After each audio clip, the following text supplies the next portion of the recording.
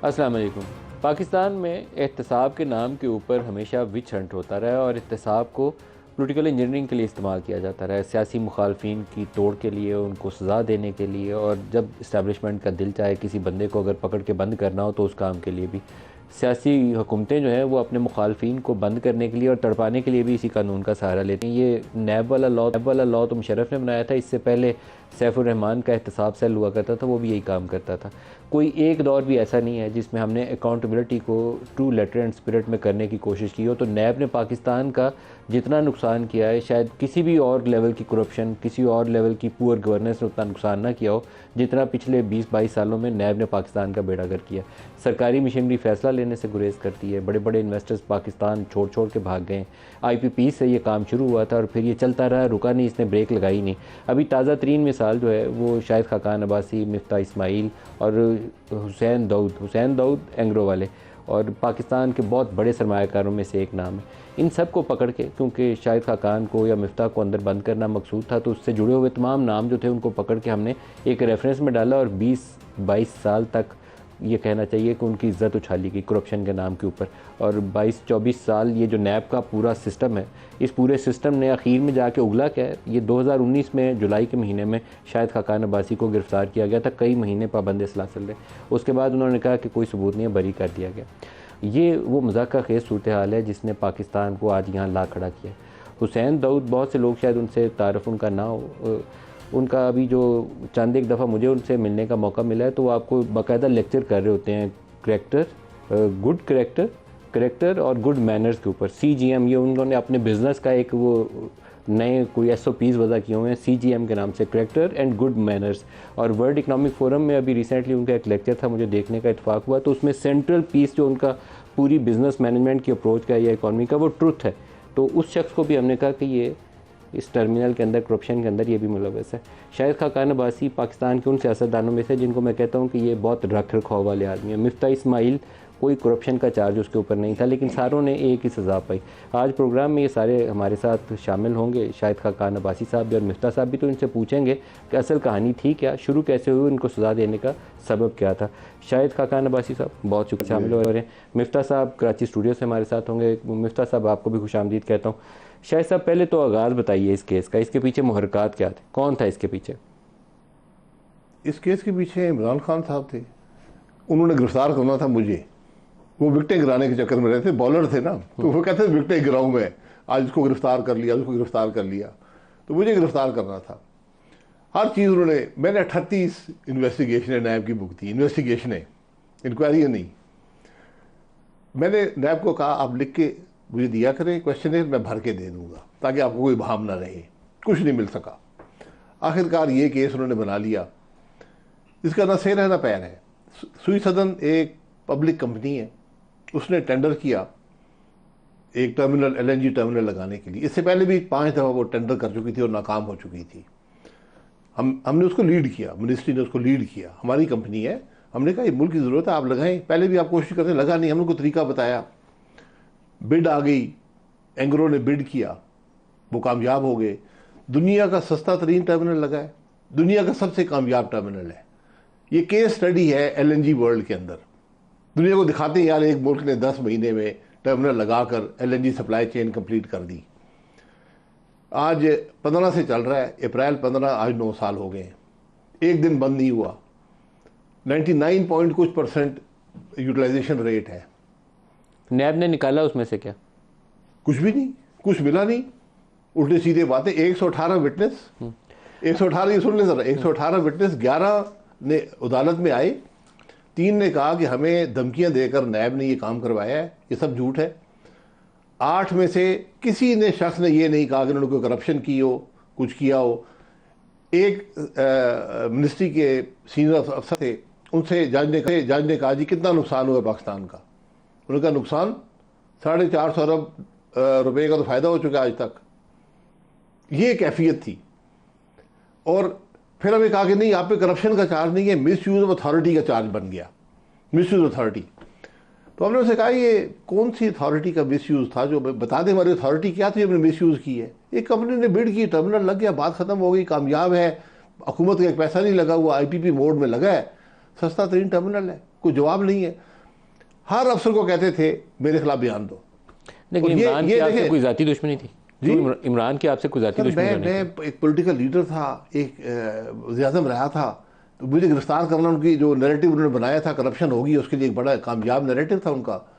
तो वो उसको बताना चाहते थे कि इन लोगों ने करप्शन की है, मैंने सारों को अंदर बंद मैंने सारों को मेरा नाम लेकर वाशिंगटन डीसी में पाकिस्तानियों के जलसे में कहा कि आज मैंने एक विकेट और गिरा दी है, नाम लेकर। मिफ्ता, अच्छा, मेरी खुशकिस्मती ये है, मैं इसको बड़ी सादत समझता हूँ कि हर शख्स ने इसको कहा गया मेरे खिलाफ के बयान दो, मुकर गया और उनको सजा भुगतनी पड़ी। किसी को अक्यूज बना दिया, किसी के खिलाफ क्या कार्रवाई की। को भी कहा गया जी, मिफ्ता इस्माइल को भी कहा, मिफ्ता साहब को कहा गया। मिफ्ता साहब का एक मसला हो गया, वो खुद भी बयान करेंगे। मैंने हर अपने दोस्त को जेल से रुका भेजा, बेटा भी साथ भेजा कि यार आप जो नैब कहती है उनकी बात मान लें, मेरे खिलाफ बयान दे दें, कुछ फर्क नहीं पड़ता, अपनी जान छुड़ाएं, बयान दे अपनी जान छुड़ाएं चोरों से। मिफ्ता साहब, मेरी राइटिंग बड़ी ख़राब है, मिफ्ता साहब रुका पढ़ नहीं सके, इनको समझ नहीं आई लिखा हुआ क्या है। बेटे ने शायद कुछ से पता नहीं नाराजगी थी, उसने बताया भी नहीं। इन्होंने कोकोमो नहीं खिलाए होंगे उसको। पता नहीं क्या इन्होंने किया, उसकी कोकोमो कम बेचे, पता नहीं। बहरहाल मैं ऐसे मजाक कर रहा हूँ। ये मिफ्ता साहब को ये कहा गया कि भाई आप बयान दे दें। उन्होंने कहा मैं किस बात का बयान दे दूं? मिफ्ता साहब का कोई ताल्लुक इस मामले से दूर दूर का भी नहीं है, उनको भी अंदर। ये एक मजाक बन गया है, लोगों की जिंदगी तबाह करनी है। यकीन करें, ऐसे ऐसे काबिल लोग, ऐसे ऐसे यानी काबिल तरीन लोग इस मुल्क के, ये शेख इमरानुल्लाह, आगा जान अख्तर साहब, सईद अहमद साहब, आमिर साहब, उज़मा आदिल साहिबा, खातून को भी नहीं छोड़ा। इतनी इंटेग्रिटी वाली, इतनी काबिल खातून मैंने कभी पाकिस्तान की तारीख में हुकूमत के अंदर नहीं देखी है। आप ये देखें, आप ये देखें, हुसैन दाऊद साहब, एंग्लो कॉरपोरेशन है और भी इन्वेस्टमेंट्स हैं। मेरा ख्याल है, कम से कम जो मेरी नॉलेज है, पाकिस्तान की 77 साल में किसी शख्स ने मुल्क में इन्वेस्टमेंट नहीं की थी, उस शख्स ने की है, जो उसके ख़ानदान ने की है, उसके इदारों ने की है। हाईएस्ट इन्वेस्टर है पाकिस्तान में, 6 महीने से मुलजिम बना के अदालत में खड़ा किया हुआ है। किस लिए? शायद अब्बासी को गिरफ्तार करना है। ये हमारी सोच है। फिर आप कहते हैं इन्वेस्टमेंट नहीं आती। जो इन्वेस्टर आएगा वो देखेगा हुसैन दाऊद के साथ क्या हो रहा है, एंग्रो के साथ, सबसे बड़ी कॉरपोरेशन है मुल्क की, क्या हो रहा है, और वो कोई इन्वेस्ट नहीं करता। आप 10 IFC बना लें, कुछ नहीं होगा। इस नैब को ख़त्म करें, माफ़िया मांगे लोगों से। ये मुल्क को आज माफ़ी मांग जाए हुसैन दाऊद जैसे आदमी से, हुसैन दाऊद से मांगनी चाहिए, इमरान शेख जैसे आदमी से, ये आगा जान अख्तर से, उज़मा आदिल साहिबा से, तमाम अफराद से माफ़ी मांगनी चाहिए कि आपकी ज़िंदगी हमने तबाह की 6 साल। और ये सिर्फ अकेले नहीं है, हज़ारों की तादाद में लोग हैं। और जो शख्स जिसने ये सब कुछ किया, वो आज भी मिसिंग पर्सन एनफोर्स डिसअपीयरेंसेस का कमीशन ऑफ इंक्वायरी बना है, उसका चेयरमैन है 13 साल से। लेकिन आपको उनके खिलाफ अदालत जाना चाहिए, जस्टिस जावेद इकबाल। अदालत की बात में करता हूँ, अदालत से पहले ज़रा सुन लेना। इस मुल्क का जो आज सदर है, उसके खिलाफ उसने झूठा केस बनाया। झूठा या सच्चा है वो जानते हैं, लेकिन केस बनाया। वज़ीर-ए-आज़म के खिलाफ कई केस बनाई, डिप्टी वज़ीर-ए-आज़म के खिलाफ केस बनाई, चेयरमैन सेनेट के खिलाफ केस बनाई, आदि काबीना के खिलाफ केस बनाई, MNA सेनेटर्स के खिलाफ केस बनाई, सब झूठे साबित हुए। वो आदमी वहाँ कायम है। इन लोगों में इतनी हिम्मत नहीं है। लगवाया आपने किसके कहे पे लगाया था उसको? किसको? जस्टिस जावेद इकबाल को। किसकी फरमाइश? हमने नहीं लगाया था, पहले से लगा हुआ था। किसकी फरमाइश के ऊपर लगाया गया था? नहीं, वो तो पहले, और जो हमने लगाया था वो पार्टियों ने फैसला किया था। फरमाइश किसकी थी जस्टिस जावेद इकबाल को लगाया? जमात, ये नाम आया था पीपल्स पार्टी की तरफ से। पीपल्स पार्टी को किसने कहा था जी? किसने कहा था? पता नहीं, जिसने भी कहा, पीपल्स पार्टी बता सकती है। पीपल्स पार्टी ने नाम दिया, उस पर हमने पूछा, उन्होंने कहा ठीक है जी लगा दो। मतलब एक जस्टिस है। आप इन्हें लगाया और आप ही को पकड़ा उन्होंने। मुझे जाती तौर पकड़ने से कोई फर्क नहीं पड़ता। यकीन करें, मुझे 10 दफ़ा पकड़ लें, मैंने उनको ये कहा भी। मिफ्ता साहब अस्सलाम वालेकुम। वालेकुम सलाम। सर, आप अपना वाक़या सुनाते हुए आप दीदा हो गए थे। आपने वो इशू नहीं बताया कि हुआ क्या था जिस पे आप इतने आप दीदा हो गए। क्या हुआ था? बेहूदगी का तो वो खैर कोई भी पैमाना जो है वो काबिल बर्दाश्त नहीं होता, लेकिन एग्जैक्टली क्या हुआ था? सर देखिए, मैं सच्ची बात यह है कि मैं 5 महीने जेल में रहा, उसमें रहा हूँ सॉलिटरी कन्फाइनमेंट में अल्लाह ताला ने हिम्मत दी हुई थी, कोई मसला नहीं हुआ था। शाहिद भाई नोज दिस के मैं हंसता रहता था जेल में, कोर्ट्स में, कभी भी मैं नैब वालों को उल्टी सीधी मतलब बातें भी कहता था, जो मतलब इनको मैं सुनाता था क्योंकि मैं सच बोल रहा था, वो झूठ बोलते थे।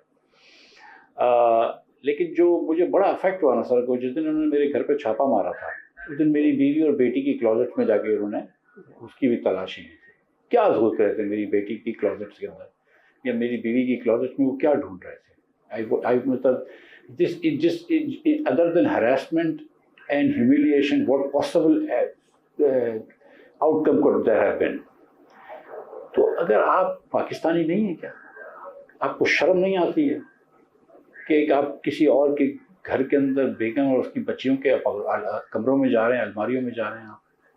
मुझे इस पे गुस्सा है कि मतलब कोई हद तो होती है ना कि कितना नीचे हो जाएंगे आप, कितना नीचे गिरेंगे, कोई नीच पड़ने की भी हद होती है ना। ये बात पे मुझे गुस्सा आया था सीरियसली। अदरवाइज बंद कर दिया तो ठीक है, बंद कर दिया।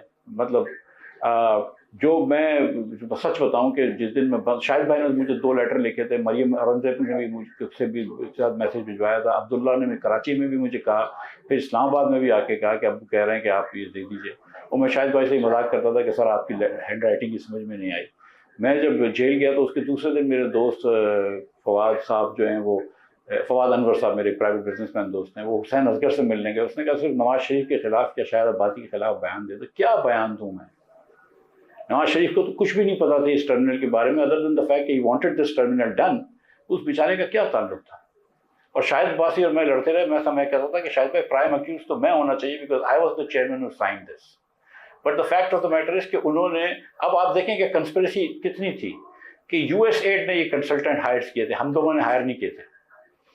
तो यूएसएड को भी इन्होंने लेटर लिखा था कि यूएसएड ने कोई ब्रिटिश कंसल्टेंट हायर करे थे, वो भी इसमें मिले हुए थे। अच्छा, कमाल की बात यह है कि यूएसएड ने ये ब्रिटिश कंसल्टेंट 2013 में नहीं किए थे जब नून की हुकूमत आई थी, वो 2012 में किए हुए थे जब हमारी हुकूमत भी नहीं आई थी, जब मेरे फरिश्तों को भी नहीं पता थी कि मैं कभी एसएसजीसी के चेयरमैन बनूंगा या शाहिद भाई जो हैं वो अपने पेट्रोलियम के वजीर बनेंगे। सीरियसली वी डिडंट, ये कंस्पिरेसी थी कि there are USAID consultants, USAID hired consultants in Britain who actually came up with this thing.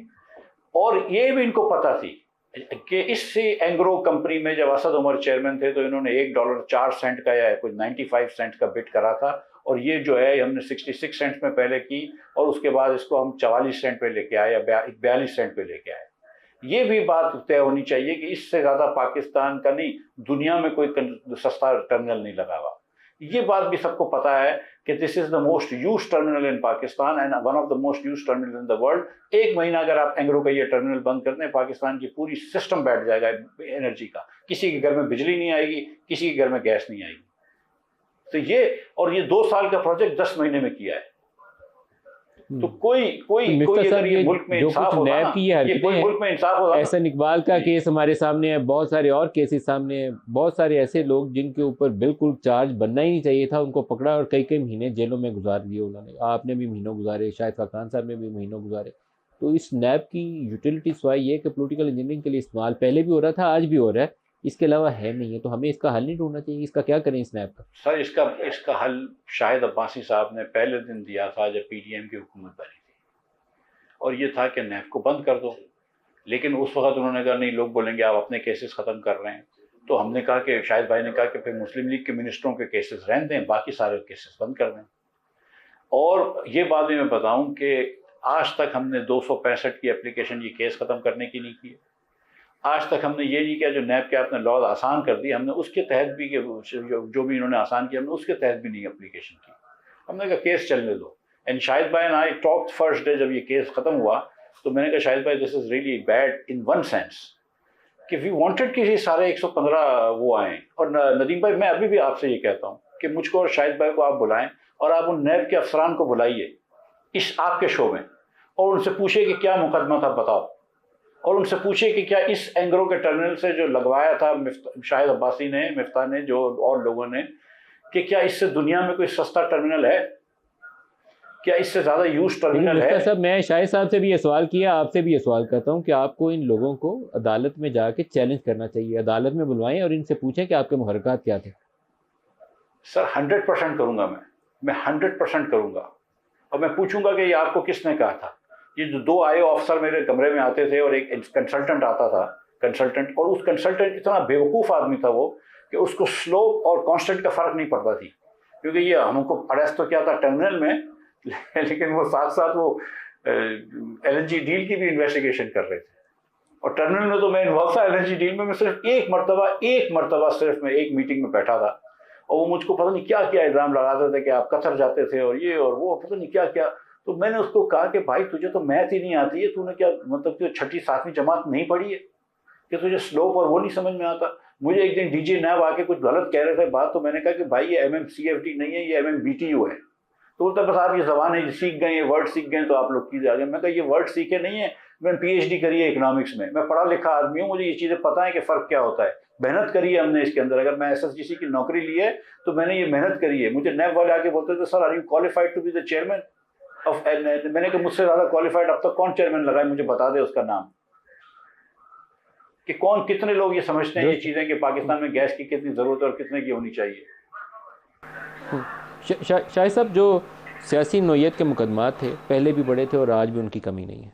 हम पाकिस्तान को ऐसे नहीं आगे चला सकते। पाकिस्तान का हमने पट्ठा बिठा दिया, जो सही लफ्ज़ बोला जाए ना तो हमने पट्ठा बिठा दिया, और ये कभी नैब को इस्तेमाल कर लेते हैं, कभी किसी अदालत को कोई जज बशीर आ जाता है, कभी कोई और आ जाता है। पाकिस्तान आगे नहीं जा रहा, नीचे जा रहा है। नहीं, ये जब आप कहते हैं सियासी नोयत के मुकदमात, बात तो सारी यही है ना, ये सारी आपने सियासत खेलनी है ना। अभी भी सियासी नहीं, मैं ये कह रहा हूँ सियासत खेलनी है आपने। अभी जो मुकदमात नहीं चलेगा। अभी जो मुकदमात है उनकी नोयत क्या है, जो इमरान के ऊपर लाइनें लगाई हैं उसके ऊपर। मैं देखें, जब आप सियासी आदमी पे मुकदमे गलत बनाएंगे, उसको दिफा का मौका नहीं देंगे, उसको जेलों में पहले डालेंगे, मुकदमे बाद में बनेंगे, मुकदमे में जितनी जान हो वो शक शुबे का शिकार हो जाता है मुकदमा। आपने कितने महीने जेल में गुजारे?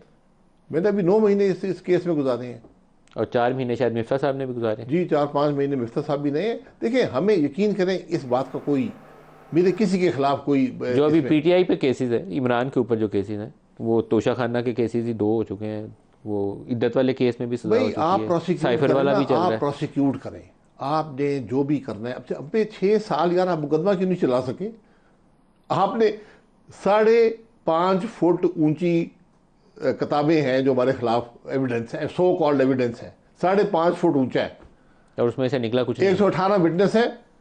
आप क्यों नहीं केस चलाया? आपने 6 साल से अदालतों में फिर रहे, लोगों की जिंदगी तबाह हो गई। इस बात का किसी को एहसास नहीं है। मुल्क कोई अफसर काम नहीं करता।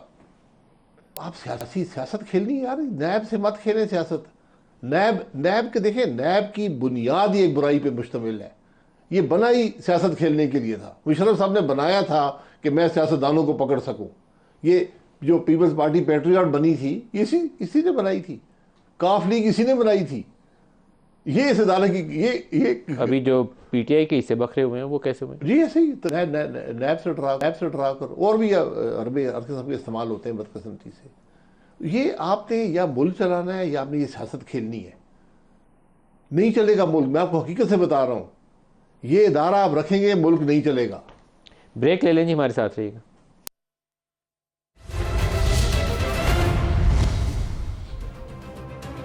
प्रोग्राम में दोबारा खुशामदीद कहते हैं। पाकिस्तान में एक तरफ ये करप्शन के नाम के ऊपर हम सियासी मुखालफिन को नैब के ज़रिए फ़िक्स करते हैं, और दूसरी तरफ हमारी इकॉनमी की सूरत हाल ये है कि रिकॉर्ड लेवल पे पिछले 4-5 साल हमने महंगाई के गुजारे हैं, रिकॉर्ड लेवल के ऊपर अनएम्प्लॉयमेंट है, और पूरेस्ट जो जितनी हो सकती है ना ग्रोथ रेट, वो हमारी उतनी नीचे गिरी हुई है। डेफिसिट ज़मीन से आसमान तक पहुंच गया, और हमारे पास डेट सर्विसिंग के भी पैसे नहीं है, वो भी हम बैंकों से उधार लेते हैं तो डेट सर्विस करते हैं। मिफ्ता साहब, slight improvement in inflation during the month of April, लेकिन अभी तक हम जहाँ खड़े हैं बहुत बुरी सूरत हाल है। 22% पे पॉलिसी रेट है। तो एक तरफ हम करप्शन के नाम के ऊपर मुखालफिन को सजाएं दे दे के जेलों में डाल दें, गवर्नेंस का निज़ाम यह है कि उनसे इकॉनमी चल नहीं रही है। पता नहीं पाकिस्तान को आगे चलाना कैसे हमने। सर ये बात तो तय है कि इकॉनमी चल नहीं रही। ये खबर अच्छी है कि इन्फ्लेशन मार्च में भी अच्छा था और अप्रैल में बहुत अच्छा है। स्टेट बैंक ने परसों गलती की है जब इंटरेस्ट रेट इन्होंने कम नहीं किए। इनको ये अप्रैल के नंबर्स भी पता थे जो पब्लिक आज हुए हैं, लेकिन इनको पहले से पता थे ये। और क्योंकि IMF ने कहा हुआ था इनको कि आप इंटरेस्ट रेट कम ना करें, लेकिन क्योंकि स्टेट बैंक की कोई क्रेडिबिलिटी नहीं है दुनिया में। पिछले साल जब डार साहब के कहने पे उन्होंने आर्टिफिशियली 229 पे 4-5 महीने रखा, तो दुनिया में इनकी क्रेडिबिलिटी ख़त्म हो गई कि यार तुम लोग तो वो जो फाइनेंस मिनिस्ट्री कहती है वो करते हो कि तुम आर्टिफिशियल एक रेट रख के रखा है, और पाकिस्तान की स्टेट बैंक की तो वैसे ही पुरानी क्रेडिबिलिटी ख़राब है। तो हम IMF को ये कन्विंस नहीं कर पाए इस बार कि यार ये इंटरेस्ट रेट कम करना ज़रूरी है। देखो मंथली इंटरेस्ट रेट बहुत कम हो गया है, कोर इन्फ्लेशन रेट कम हो गया है, और पाकिस्तान में जब आप इंटरेस्ट रेट बढ़ाते हैं, और पाकिस्तान उसी तरह चलता है जैसे दुनिया चलती है। ये जो लोग कहते हैं कि हमारे यहाँ निज़ाम डिफरेंट है, वो गलत बात है। लेकिन जब आप इंटरेस्ट रेट इतना ऊपर रखते हैं तो एक तो बिजनेसेस बहुत परेशानी में आ गए हैं, बिजनेसेस एक्चुअली पैसे वापस कर रहे हैं बैंकों को, लेकिन मनी सप्लाई फिर भी जो बढ़ रही है वो इसलिए बढ़ रही है कि गवर्नमेंट जो है वो अपना कर्ज वापस नहीं कर पा रही है, माँ सिवाय इसके कि नोटें छापे, और वो इनडायरेक्टली नोटें छाप को बैंकों को देती है, बैंक इनको देते हैं। तो इंटरेस्ट रेट कम करना ज़रूरी था मेरे ख्याल से इस बार। खैर कोई क़यामत नहीं आ गई, अगली मरतबा कम कर लेंगे, लेकिन इससे एक सिग्नल भी आता है। तो मेरे ख्याल से स्टेट बैंक की ये गलती थी, और अगर एक ज़्यादा क्रेडिबल स्टेट बैंक होता तो शायद IMF को ये बात कन्विंस कर सकता था। लेकिन हुकूमत पाकिस्तान सर कोई क्रेडिबल नाम की चीज़ रह कोई नहीं गई है। वैसे तो स्टेट बैंक की आज़ादी के नाम के ऊपर हमने कानून बनाया था, लेकिन स्टेट बैंक ऑफ पाकिस्तान अब IMF की डिक्टेशन के ऊपर चलता है। एवरीवन न्यू अबाउट इट कि ये इस दफ़ा अप्रैल का नंबर नीचे जा रहा है इन्फ्लेशन का, लेकिन वो वहाँ पे खड़े रहे हैं क्योंकि आपकी किस्त लगी हुई थी, उन्होंने नीचे नहीं किया। अब आपने 3 साल का एक प्रोग्राम भी करना है, तो हमारा हाल क्या करेंगे? हम तो कहीं स्टैंड ही नहीं करते, ना हमारी कोई स्टैंडिंग है, ना क्रेडिबिलिटी है, ना निगोसिएशन पावर है। नहीं, निगोसिएशन पावर तो नहीं है, लेकिन देखें एक क्रेडिबिलिटी हो सकती थी अगर पिछले साल स्टेट बैंक ये गलती नहीं करता और फिर ये दुनिया को झूठ नहीं बोलता कि नहीं हम तो डॉलर को कुछ कंट्रोल नहीं कर रहे, लेकिन सबको पता है कि आप जो है वो 229 पे ज़बरदस्ती आपने रखा हुआ है। तो अगर वो थोड़ी सी क्रेडिबिलिटी अगर स्टेट बैंक की हो जाती तो वो शायद कर सकते थे। बहरहाल लेकिन मुफ्ती साहब अभी भी मेरे ख्याल ये डॉलर खरीद रहे हैं मार्केट से, जिसकी वजह से रेट 278-79 पे अटका हुआ है, नहीं तो रुपया थोड़ा सा मजबूत हो जाता है। मुझे लगता है ये इंटरबैंक से डॉलर उठा रहा है स्टेट बैंक। बिल्कुल उठा रहा है, और मैं समझता हूँ कि बहुत सही काम कर रहा है। स्टेट बैंक डॉलर इस वक्त नहीं उठाता। मैं कहता हूँ $5-5.5 खरीदे हैं, $1 बिलियन बेचा है तो $4.5 बिलियन नेट खरीदे हैं। तो ये बात आपकी नेट में $4.5 अरब खरीदेंगे, सही बताया आपने। ठीक है, तो ये बात दुरुस्त है आपकी कि डॉलर थोड़ा सा नीचे हो जाता और भी, लेकिन आप ये भी साथ में याद रखें कि हमारे रिजर्व जो हैं वो $4 बिलियन से अगर नीचे हो जाते हैं, और जो 8 बिलियन है जब वो $4 बिलियन के नीचे हो जाते हैं तो इधर डिफ़ॉल्ट का बहुत ज़्यादा चांस हो जाता है, और जब डिफ़ॉल्ट का चांस हो जाता है तो फिर वो $370 का डॉलर हो जाता है। फिर जो हुआ है ना, फिर वो डिमांड निकल आती है डिफ़ॉल्ट की डिमांड, फिर वो निकल आती है डॉलराइजेशन की डिमांड। तो स्टेट बैंक को इस वक्त ये बहुत ज़रूरी है कि पाकिस्तान के इस रिज़र्व को जो है वो मिनिमम उसको रखे, और इसलिए डॉलर ख़रीदने पे तो मैं समझता हूँ कि कोई गलती नहीं है स्टेट बैंक को। और क्योंकि आपने इतना कर्ज लिया हुआ है, जो आपके फ्यूचर जनरेशन्स को आपने मुस्तकबिल को बेचा हुआ है, तो आपको ये करना ज़रूरी है। ना आपकी बरामदात इतनी है कि जिसके तहत आप डेट सर्विसिंग कर सकते हैं। डेट्स आपने कर्ज लेते हुए आप ये नहीं सोचते कि कभी वापस भी करना पड़ेगा।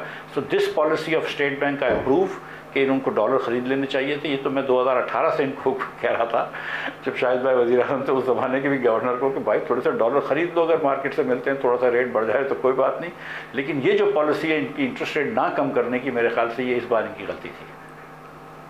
शाहिद साहब आप क्या सुजेस्ट करते हैं, क्योंकि हम कहीं ग्रो नहीं कर रहे हैं, हम अनएम्प्लॉयड एक बड़ी पॉपुलेशन का हिस्सा एजुकेटेड अनएम्प्लॉयड पैदा कर रहे हैं जो मारे मारे फिर रहे हैं, नौकरियाँ नहीं है कहीं पे भी। देखिए आपकी चॉइसेस क्या हैं, आपने कोई और रास्ता नहीं है ग्रोथ के अलावा। मिफ्ता साहब इकोनॉमिस्ट हैं, वो आपको बेहतर बता सकते हैं, लेकिन इसके अलावा कोई रास्ता नहीं कि आप ग्रो करें। स्पेशली एक्सपोर्ट की ग्रोथ आपको चाहिए। आप $20 अरब की एक्सपोर्ट बढ़ा दें, आपके आधे मसले ख़त्म हो जाएंगे। सर बढ़ेगी कैसे? $31 अरब हुआ था PTI के आखिरी साल में, आज अप्रैल का नंबर आया तो हम $25.28 बिलियन पे पहुंचे हैं। 2 महीनों में आप $5 अरब कमा लेंगे, 30 पे दोबारा पहुंच जाएंगे। मैं यही घूम ही जा रहे हैं वहीं पे। रास्ता आपको ढूंढना पड़ेगा ना, दूसरे मुल्कों ने रास्ता ढूंढा है ना। बांग्लादेश ऐसे मुल्क हैं जो $20 अरब सालाना ग्रोथ दी उन्होंने 10-10 साल। बांग्लादेश की मिसाल देखें जी, वियतनाम आपके सामने है। हाँ। $17 अरब उसने 8 साल कंटिन्यूसली $17 अरब की बढ़ी है हर साल। आप इतना बड़ा मुल्क है, इस पे फोकस करें ना, हुकूमत इस पे फोकस करेगी तो कुछ होगा। अभी आप बता रहे हैं कि यहाँ से लोग निकल के तो यूं जा रहे हैं, अभी आप ही ने जिक्र जी, आज अभी नंबर्स आए हैं इस साल। पिछले साल जो यूएई में इन्वेस्टमेंट हो रही थी, पाकिस्तानी इन्वेस्टमेंट नंबर 6 पे थी, इस साल वो नंबर 3 पे है। पाकिस्तान में नहीं हुई, यूएई में चली गई। जी, जो यहाँ इन्वेस्ट कौन करेगा? आपका अपना इन्वेस्टर बाहर जा रहा है। पाकिस्तानी इस वक्त आप कह रहे हैं यूएई में 3rd लार्जेस्ट जी, लार्जेस्ट इंडियन इन्वेस्टर है, नंबर 2 यूके है, नंबर 3 पाकिस्तान है। यूएई के इन्वेस्टर पीछे है, वो शायद 5वें या 6ठे नंबर पे है। Very good. ये आपको क्या बता रहा है कि आपका इन्वेस्टर यहाँ इन्वेस्ट नहीं कर रहा, वो सेफ महसूस नहीं करता। वो देख रहा है हुसैन दाऊद पे केस बने हुए 6 साल से अदालत में खड़ा हुआ है, वो कैसे इन्वेस्ट करेगा? वो पता है गवर्नमेंट की कोई पॉलिसी नहीं है, कोई स्टेबिलिटी या पॉलिसी नहीं है, हुकूमत का मैंडेट नहीं है, ये सब चीज़ें मैटर करती हैं। सर आपको पता है हमारी पॉलिसी का हाल अगर आपने देखना हो तो पिछले कई सालों से हम सोलर कह रहे थे लोगों को लगा लो, लोगों ने सोलर लगवाना शुरू कर दिया। पहले वो 60 रुपये की यूनिट ख़रीदता है वापडा से, नेट मीटरिंग के ऊपर 10-12 रुपये शायद उसको मिलते हैं।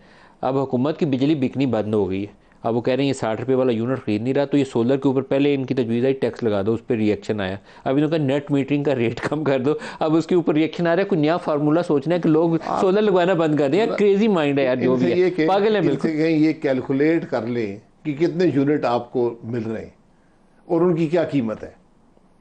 आप अपने प्लांट्स की कीमत देख लें जो आप ऑपरेट करते हैं और उनकी सिर्फ फ्यूल की प्राइस देख लें। अजीब अजीब लोग जाती इन्वेस्टमेंट से सोलर लगा के आपका भला कर रहे हैं, आपकी फ्यूल इंपोर्ट की रिक्वायरमेंट खत्म हो रही है। अपने पैसे जेब से पैसे लगा रहे हैं, आपके नहीं लगा रहे, और स्टेबिलिटी इन्वेस्टमेंट तो ना हुई ना। फिर आपने एक पॉलिसी आपने दी, आपने कहा नहीं अब ये हमसे गलती हो गई है, हम नहीं करेंगे, ये ऐसे आप नहीं कर सकते। लोग ब्रेक आ गई, ब्रेक साथ रहिएगा।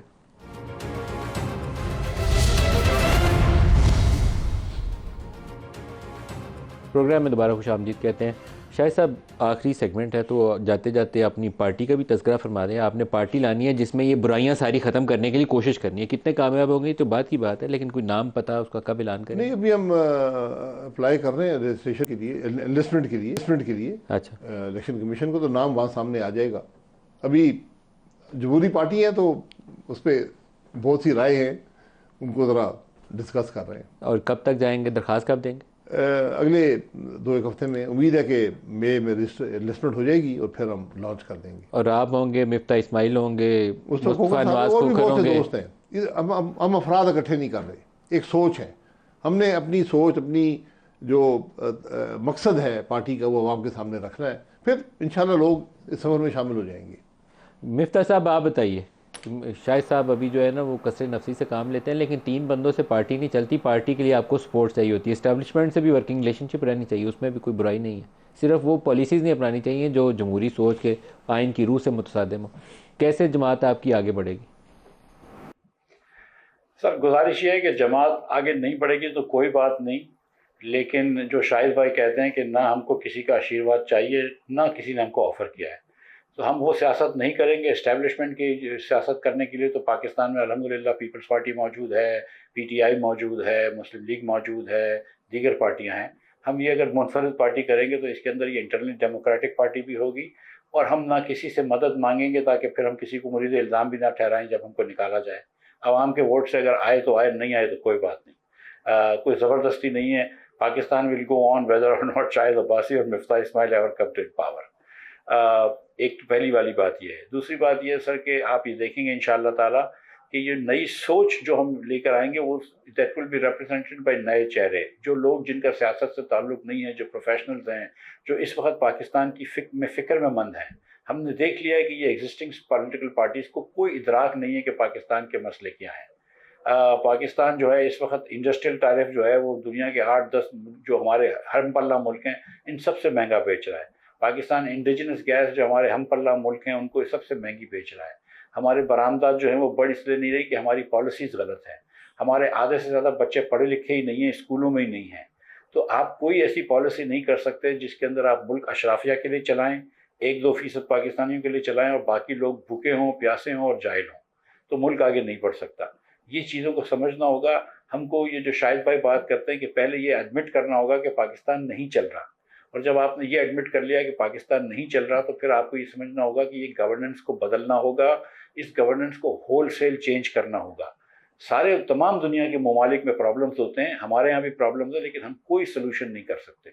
ये 20-30 साल में पाकिस्तान आगे नहीं गया है, पीछे गया है।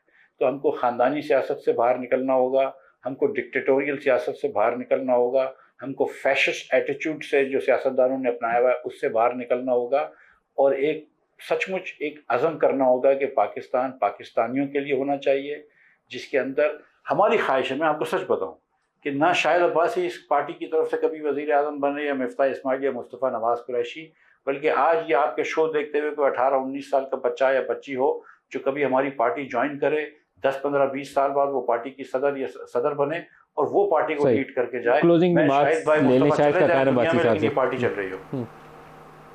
शायद साहब जो विरासती निज़ाम है ना, असल बुराई की वो जड़ है, और दूसरा इक़्तिदार पाने के लिए वो इस्टेब्लिशमेंट को रात गए छुप छुप के मुलाकातें करने वाला ये रवैया तर्क करना पड़ेगा। You should have good working relationship, लेकिन उनके कंधों पे चढ़ के इक़्तिदार तक पाने वाली सोच बड़ी गलत है। देखिए, आप एस्टेब्लिशमेंट के वो मुल्क का हिस्सा हैं, उनके साथ काम कर सकते हैं आइन के अंदर रहकर, ये ज़रूरत है मुल्क की, आइन के अंदर रहकर, लेकिन आप एस्टेब्लिशमेंट के लिए काम नहीं कर सकते। उनका ये काम नहीं कि हुकूमतें लाएं और ले जाएं, ये उनका बिल्कुल काम नहीं है, और ये नुकसान हुआ है मुल्क का। हमने बार बार तजर्बे किए हैं। 18 के अंदर हाइब्रिड हुकूमत का तजर्बा आया, मुकम्मल नाकाम हो गया। आज पूरा मुल्क मुसीबत में पड़ा हुआ है। हमने कुछ सीखा नहीं। अब बार तो बार इसको हाइब्रिड भी नहीं कहना चाहिए, अब तो बस ये सामने हमने एक चेहरा रखा हुआ है, इंटायरली डिफरेंट मॉडल पे हम चले गए। जी, अब बिल्कुल डिफरेंट मॉडल है, बदकिस्मती से। शाहिद खाकान अब्बासी साहब, आज के प्रोग्राम में ज्वाइन करने के लिए आप सबका शुक्रिया। इजाज़त दीजिए, अल्लाह हाफ़िज़।